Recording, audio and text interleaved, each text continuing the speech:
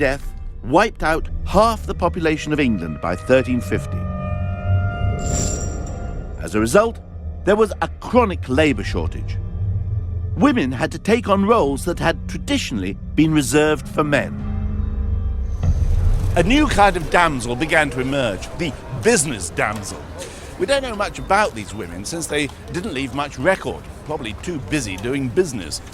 However, in 1934, a 500-year-old manuscript was discovered, and it turned out to be the autobiography of exactly such a woman. Her name was Marjorie Kemp, and she was born here in King's Lynn in 1373. From the start, she enjoyed a pretty good lifestyle. Marjorie saw herself as a bit of a trendy dresser. She wore her hair braided into gold nets, and her clothes were slashed to reveal even richer cloth underneath. Ooh la la! Marjorie's husband must have thought she looked good enough without the frills, or else he thought the frills were too expensive. Either way, he refused to pay for them. So Marjorie, as a modern go-getting woman, decided to earn the money for herself, and she set up in town as a brewer. The greatest in the town of Lynn.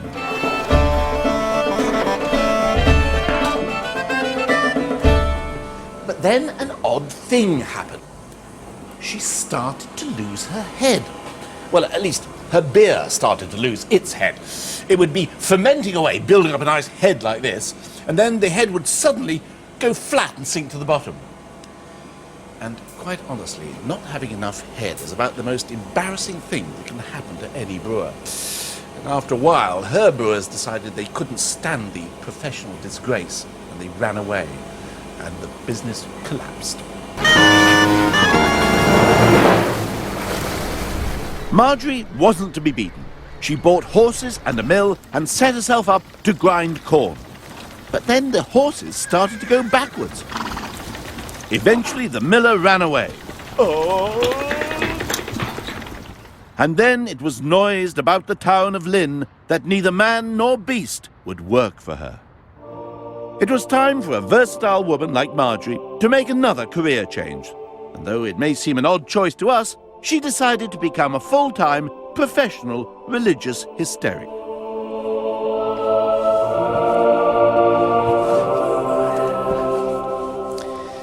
Marjorie discovered that the thing she could do really well was weeping. And I don't just mean the odd sniffle in the corner when she felt sad. She wept in public, extremely loudly, and incessantly.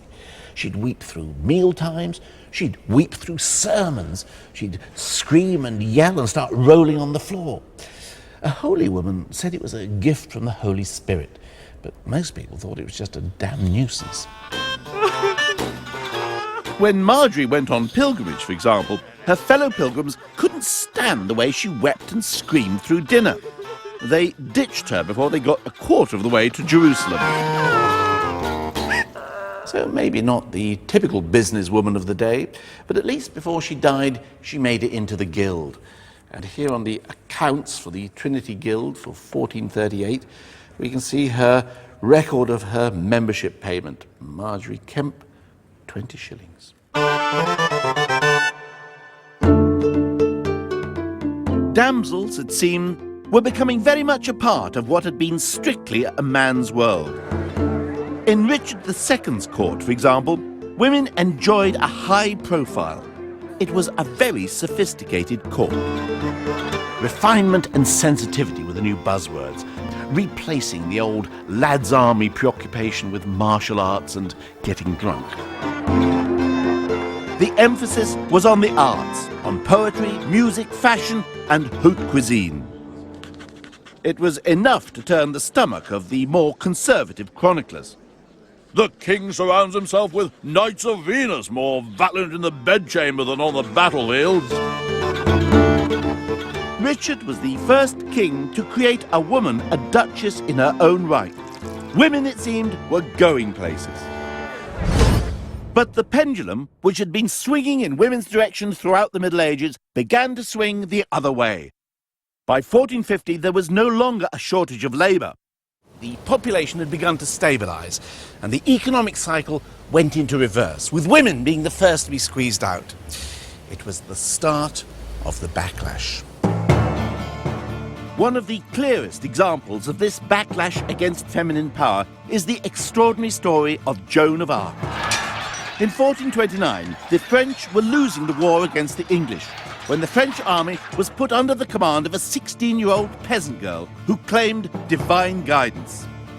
Joan routed the English at Orleans, but was captured the following year. She had gone into battle dressed as a man, and she kept these clothes on in prison, the pants and tunic firmly laced together, apparently as a defence against being raped by her guards. But she was told that for a woman to wear men's clothing was a crime against God, and for that crime she was burned to death. Something sinister was going on. Later, it would be claimed in England that Joan was burned as a witch, but that wasn't true. The medieval world didn't go in much for witchcraft. Centuries of Christian teaching had taught that such beliefs were mere superstition. What was being made clear, however, was that for a woman to take over a man's role was henceforth to be regarded as unnatural. The wickedness of women is greater than all the other wickedness of the world. As men sought to constrain women's role in society, they began to demonize women, and they enlisted the help of the church to do it.